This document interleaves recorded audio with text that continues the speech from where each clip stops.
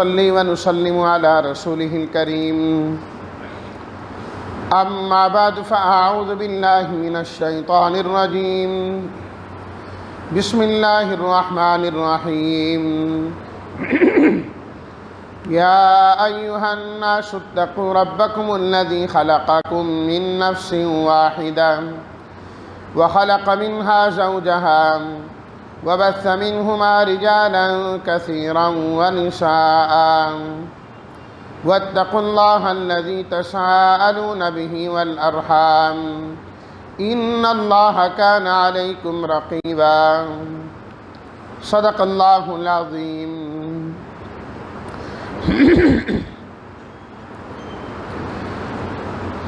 سورہ النساء 24 رکوعات پر مشتمل یہ صورت ہے۔ 3.5 رکوع کے علاوہ ساری رات تراویح میں تلاوت کی گئی ہے۔ اس صورت کے اندر زیادہ تر احکامات بیان فرمائے گئے ہیں۔ تقریباً 25 احکامات ہیں جو اس صورت کے اندر بیان فرمائے گئے۔ 16 وہ ہیں جن کا تعلق عوام کے ساتھ ہے اور رعیت کے ساتھ ہے۔ 9 احکامات وہ ہیں جن کا تعلق بادشاہوں کے ساتھ ہے، ان کی ذمہ داری ہے کہ وہ اس کو نافذ کرنے والے بنیں۔ جو احکامات عوام سے متعلق ہیں ان کا خلاصہ یہ ہے کہ لوگوں ایک دوسرے کے حقوق کی حق تلفی نہ کیا کرو، حق والے کو اس کا حق ادا کیا کرو۔ اور جو احکام سلطانیہ بادشاہوں کو احکام ہیں اس کا خلاصہ یہ ہے کہ بادشاہوں تمہاری ذمہ داری ہے کہ کسی پر ظلم ہونے نہ دو، یہ تمہاری ذمہ داری میں شامل ہے، نہ یہ ہے کہ خود ظلم کرو۔ جہاں تک تمہاری حکومت ہے، تمہاری حکومت میں کسی پر کوئی ظلم نہیں ہونا چاہیے، زیادتی نہیں ہونی چاہیے۔ پہلی آیت میں اللہ تعالیٰ نے 2 مرتبہ تقوی اختیار کرنے کا حکم دیا۔ فرمایا کہ اس اللہ سے اور اس کی نافرمانی سے بچو جس نے تمہیں پیدا کیا ہے، اور اس اللہ کی نافرمانی سے بچو جس کے نام پر تم ایک دوسرے سے مانگتے ہو، سوال کرتے ہو۔ تو جب مشکل آئے تو تم اس اللہ کو پکارتے ہو اور اس کے واسطے دیتے ہو، اس اللہ کی نافرمانی کبھی نہ کیا کرو۔ پھر احکامات بڑے تسلسل کے ساتھ بیان فرمائے۔ پہلا حکم فرمایا کہ یتیموں کو ان کے مال دے دیا کرو، یتیموں کا مال نہ کھایا کرو۔ کھانا تو دور کی بات ہے، اس میں تبدیلی کرنا بھی جائز نہیں ہے کہ ان کی چیز اپنے پاس رکھ لو اور اپنی چیز انہیں دے دو، یہ بات مناسب نہیں ہے۔ ہاں اگر عمدہ چیز ان کو دینی ہے اور گھٹیا اپنے پاس رکھنی ہے تاکہ یتیم کا فائدہ ہو جائے تو یہ ٹھیک ہے، عمدہ لے کے گھٹیا دینا یہ جائز نہیں ہے۔ اور اسی طریقے سے فرمایا کہ جو یتیم ہیں ان کے حقوق تم نے انصاف کے ساتھ ادا کرنے ہیں۔ یتیم بچی جوان ہو جائیں نکاح کیا جا سکتا ہے، لیکن انصاف پھر بھی ہونا چاہیے۔ یہ نہیں ہے کہ اس کا باپ نہیں ہے، یہ اس کی ماں نہیں ہے، جو چاہو ظلم اور زیادتی کرتے رہو، نہیں، انصاف کے ساتھ تم ایک کے بجائے 2، 3، 4 سے نکاح کر سکتے ہو، لیکن جب ایک سے زیادہ بیویاں ہوں ان کے درمیان انصاف کرنا تمہاری ذمہ داری میں شامل ہے۔ اگر انصاف نہیں کر سکتے تو پھر ایک بیوی سے نکاح کرنے والے بنو۔ تیسرا حکم فرمایا کہ عورتوں کو ان کے مہر بھی ادا کیا کرو، بغیر مہر کے نکاح نہیں ہوا کرتا۔ مہر تم نے اپنی رضامندی سے طے کرنا ہے، شریعت نے الگ سے نہیں بتایا کہ یہ مہر رکھو یا یہ رکھو۔ خاوند اور بیوی نیا جوڑا جن کا نکاح ہونے لگا ہے، دونوں کی حیثیت کا خیال کر کے مہر رکھنا چاہیے۔ مہر کے معاملے کے اندر کمی اور کوتاہی کا شکار ہونا ٹھیک نہیں ہے۔ کہ شادی کے باقی سارے معاملات تو بڑھ چڑھ کے، مہندی بھی کرنی ہے، فلاں بھی کرنا ہے، فلاں بھی کرنا ہے، ڈھول والے کو بھی دینا ہے، باجے والے کو بھی دینا ہے، کھانا بہتر سے بہتر، ٹینٹ عمدہ سے عمدہ ہونے چاہیے۔ جب بات آ جاتی ہے مہر کی تو وہاں بالکل ڈھیلے پڑ جاتے ہیں، جی ان سے پوچھ لیں، وہ کہتا ہے جی ان سے پوچھ لیں، بس جی مولوی صاحب جو شریعت کا بنتا ہے نا، شرعی ماہر ہے وہی رکھ لیں، بس وہی ٹھیک ہے۔ بھائی جو اصل چیز ہے اور لازمی چیز ہے، ضروری چیز ہے، اس کی طرف آپ آ ہی نہیں رہے، جو دینا لازم ہے وہاں ٹال مٹول۔ پوری شادی میں از اول تا آخر سارے کام دل کھول کے کریں گے، دل کھول کے کریں گے، خوب کریں گے۔ مہر کا معاملہ آ جائے فوراً ڈھیلے پڑ جائیں گے، لکھانے کے لیے 10 منٹ وہ اس کے کانوں میں پھس پھس کر رہا ہوتا ہے، وہ اس کے کان میں کر رہا ہوتا ہے۔ بس سارے معاملات طے کیے، یہ نہیں ہو سکا پہلے، یہ چیز سامنے نہیں آئی، نہیں جی بس ٹھیک ہے اب کیا کریں، جو لڑکے والے کہہ دیں گے بس وہی صحیح ہے، کیا ہے بیٹی تو دینی ہے۔ باقی چیزیں آپ نے نہیں طے کی، کیا جو تاریخ انہوں نے کہی تھی آپ نے وہی رکھ لی، جو جگہ انہوں نے کہی تھی وہی آپ نے رکھ لی، جو کھانا انہوں نے کہا تھا وہ کھلا رہے ہیں؟ نہیں، ساری چیزیں آپ نے طے کی ہیں، تو مہر بھی عورت کا حق ہے، حصہ ہے، وہ بھی اسی طریقے سے ہونا چاہیے، خوشی دل سے۔ اور دوسری چیز، جہاں پر شادی میں بندے اٹکتے ہیں، وہ مولوی صاحب نے نکاح پڑھایا، اوہ ہون کی کریے فیس دینی پائے گی، مولوی صاحب آپ کی فیس کتنی ہے؟ اچھا نہیں، سرکاری فیس کتنی ہے؟ تو سرکار سے پڑھوا لو، وزیر اعظم صاحب کو لاؤ نا، ٹینٹ والے سے تو نہیں پوچھا کہ کتنا ٹیکس آپ نے دینا ہے، مولوی صاحب سرکاری فیس دسو، سرکاری، بڑا تو سرکاری بندہ ہے بھائی، جو کرنے کے کام ہے وہ کریں۔ وَآتُوا النِّسَاءَ صَدُقَاتِهِنَّ نِحْلًا، عورتوں کو ان کے مہر دیا کرو، خوشی خوشی دیا کرو۔ اللہ اکبر۔ اور پھر اس چکر میں نہ پڑو کہ بس ویسے ہی معاف ہو جائے، نہ، تم اس کو ادا کرو اپنی مرضی سے، وہ تمہیں معاف کرنا چاہے تو ٹھیک ہے، یہ بھی ہوتا ہے۔ بس اوقات کتنا لکھ دو جی، لکھ دو، ایک کڑی کو گال ہے، کس نے ادا کرنا ہے، کس نے نہیں ادا کرنا، آپ کے ذمہ لازم ہو گیا ہے، نہیں ادا کریں گے قیامت والے دن پوچھ ہوگی آپ سے، نہیں جی ہمارا تعلق بڑا اچھا ہے، اس نے خود مجھے معاف کر دیا ہے۔ آپ دے کر تو دیکھو نا وہ معاف کرتی ہے کہ نہیں کرتی، جب اسے پتا ہے اس نے دینا ہی نہیں تو اس نے آگے سے یہی کہنا ہے۔ اگلا حکم فرمایا کہ یتیم اگر چھوٹی عمر کے ہیں اور کم عقل ہیں، مال نہیں سنبھال سکتے، تو وہ مال ان کو نہ دیا کرو کہ وہ اس مال کو ضائع کر بیٹھیں گے۔ یہ مال تو اللہ تعالیٰ نے زندگی گزارنے کا ایک ذریعہ بنایا ہے، جب ان کو مال دینے کی باری آئے تو پہلے آزما لیا کرو، آیا وہ اس مال کو سنبھال سکتے ہیں کہ نہیں سنبھال سکتے، اگر ان میں صلاحیت ہے سنبھالنے کی تو دے دو، نہیں تو ان کو مال نہ دیا کرو، اور جب دینے کی باری آئے تو پھر گواہوں کے سامنے دیا کرو۔ اور وہ آدمی جس نے ان کی کفالت کی، یتیم کی، فرمایا کہ اسے چاہیے کہ اگر اللہ تعالیٰ نے اسے غنی بنایا ہے، مالدار بنایا ہے، تو اسے چاہیے کہ وہ یتیم کے مال کی کفالت ویسے ہی کرتا رہے، اس کے مال سے کچھ نہ لے۔ اور اگر وہ فقیر ہے، تنگ دست ہے، اگر اپنی کمائی کے لیے جاتا ہے تو اس کا مال ضائع ہو جاتا ہے، کون سنبھالنے والا کوئی نہیں ہوگا، ادھر دیکھ بھال کرتا ہے تو اس بیچارے کا اپنا گزارا نہیں ہوتا ہے۔ فرمایا کہ اس کو چاہیے کہ وہ یتیم کے مال کو سنبھالیں اور دستور اور معروف طریقے سے جتنا اس کا حق بنتا ہے اپنا حق اس سے وصول کر لے، وہ لے لے۔ حضرت ابوبکر صدیق اور اسی طرح حضرت عمر رضی اللہ تعالیٰ عنہ کے متعلق بھی آتا ہے، جب وہ خلیفہ بنے تو انہوں نے بھی یہی بات کی، فرمایا کہ میں حکمران بنایا گیا ہوں، میں اصل میں حاکم نہیں ہوں، میں تو خدمت کرنے والا ہوں، اور دستور کے مطابق میرا جتنا حصہ بنتا ہے میں اتنا لوں گا، اور اگر اللہ نے مجھے ویسے وسعت عطا فرمائی تو میں اس میں سے کچھ بھی نہیں لوں گا۔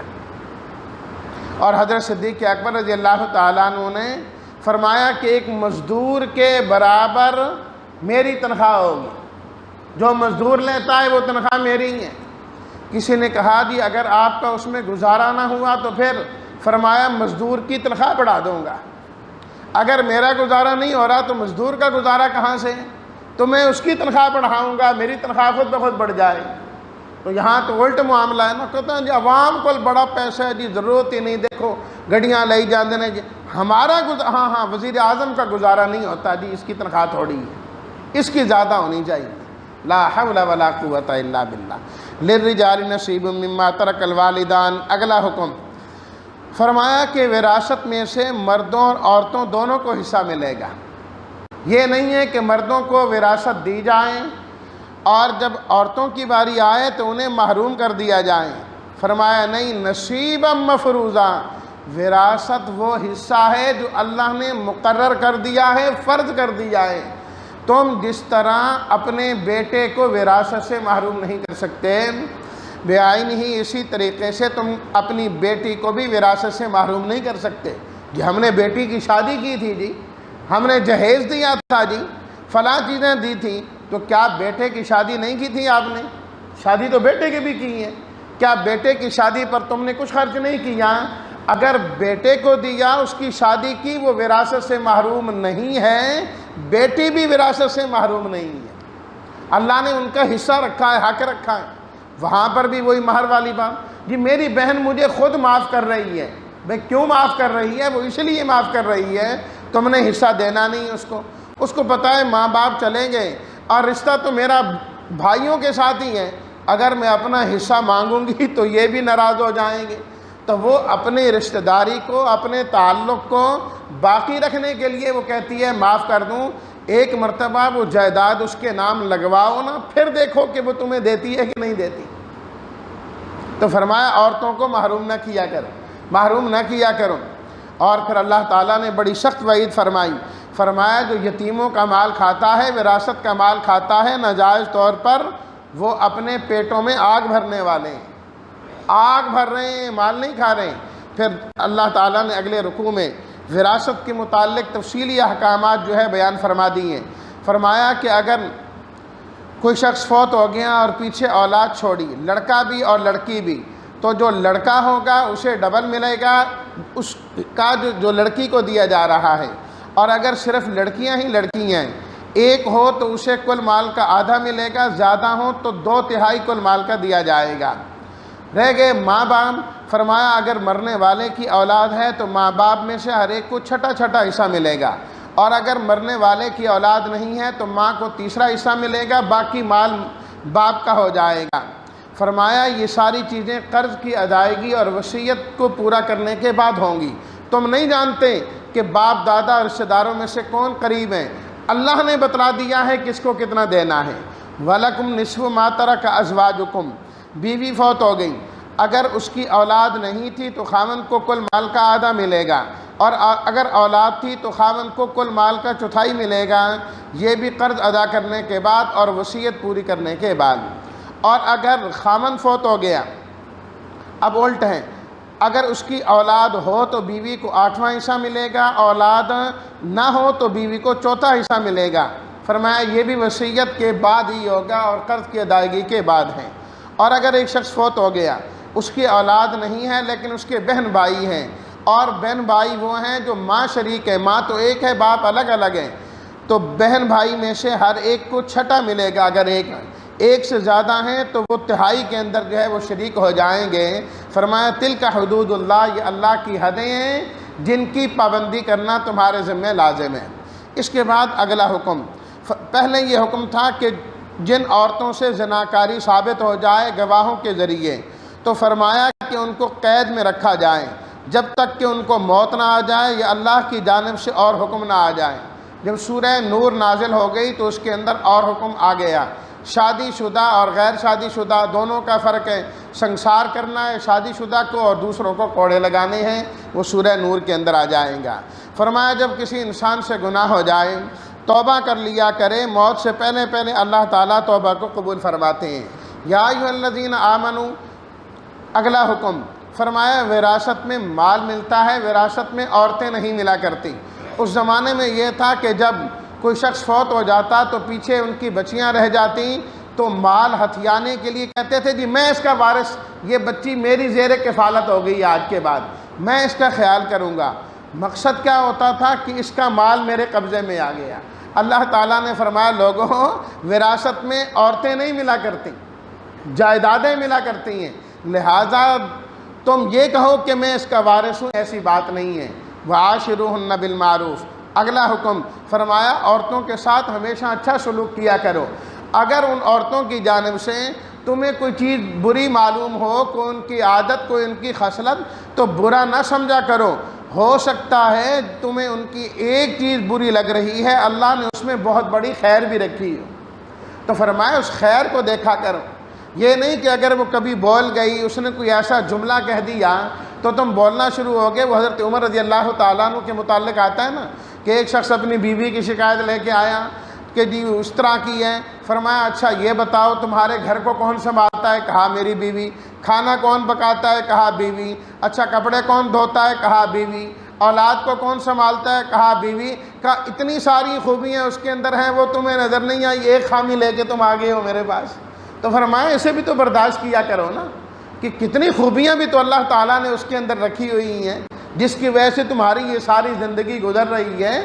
تو ایک آدھ چیز ناپسندیدہ بھی ہو جائیں تو اس کو جو ہے نا درگزر کر دیا کرو۔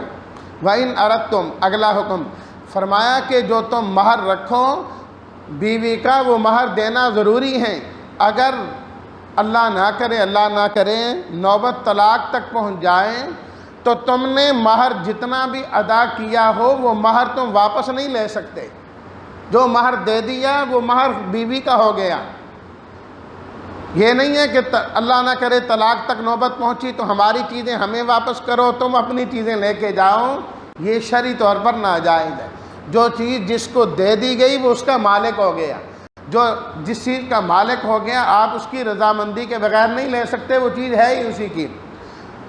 فرمایا کہ نکاح سے عورت حلال تو ہو جاتی ہیں، لیکن بہت ساری عورتیں ایسی بھی ہیں جو نکاح سے بھی حلال نہیں ہوتی، جن کے ساتھ تمہارے آباء و اجداد نکاح کر لیں، تمہاری مائیں، تمہاری بیٹیاں، تمہاری بہنیں، تمہاری پھپھیاں، تمہاری خالائیں، بھانجیاں اور بھتیجیاں، وہ عورتیں جو تمہیں دودھ پلا دیں، اور دودھ شریک تمہاری بہنیں اور تمہاری ساسیں، تمہاری بیویوں کی اولاد، اور اسی طریقے سے تمہاری جو ہے نا بہو، اور دو بہنوں کو آپس میں نکاح کرنا، اور وہ عورت جو کسی کے نکاح کے اندر ہو، فرمایا یہ عورتیں تمہارے لیے حلال نہیں ہیں، یہ عورتیں تمہارے لیے حرام ہیں۔ اور جو نکاح ہے فرمایا اس کا مقصد صرف خواہش کو پورا کرنا نہیں ہونا چاہیے، محسنین غیر مسافحین، نکاح کا مقصد یہ ہوتا ہے کہ مرد اور عورت دونوں پاک دامن ہو جائیں، ان کی نظر محفوظ ہو جائے، اور یہ غیر محرم کی طرف نظر اٹھا کر نہ دیکھیں، قید نکاح میں لانے والے بنو تاکہ تمہاری زندگی پاک دامنی والی زندگی بن جائے، یہ اصل مقصد ہونا چاہیے۔ یرید اللہ لیبین لکم، فرمایا اللہ دیکھو تمہیں کتنے پیارے پیارے اور خوبصورت احکامات تمہیں بتلا رہے ہیں، اس لیے تاکہ تم اللہ کے طریقے پر چلنے والے اور سنت پر چلنے والے بنو۔ اللہ تمہیں مشکل میں نہیں ڈالنا چاہتے، یہ احکام اللہ دے کر تمہیں اور لیے آسانی پیدا کرتے ہیں۔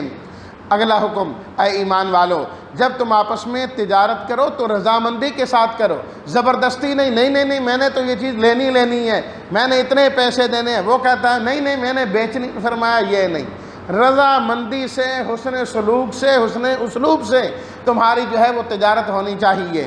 اور ایک دوسرے کو قتل نہ کرو، اپنے آپ کو قتل نہ کیا کرو، قتل کرنا تو بہت بڑا ظلم ہے۔ اللہ اکبر۔ اور اللہ تعالیٰ نے آیت نمبر 31 بڑی امید والی فرمایا اے لوگوں بڑے بڑے گناہوں سے تم بچا کرو، چھوٹے چھوٹے گناہ ہم تمہارے ویسے ہی معاف کر دیا کریں گے۔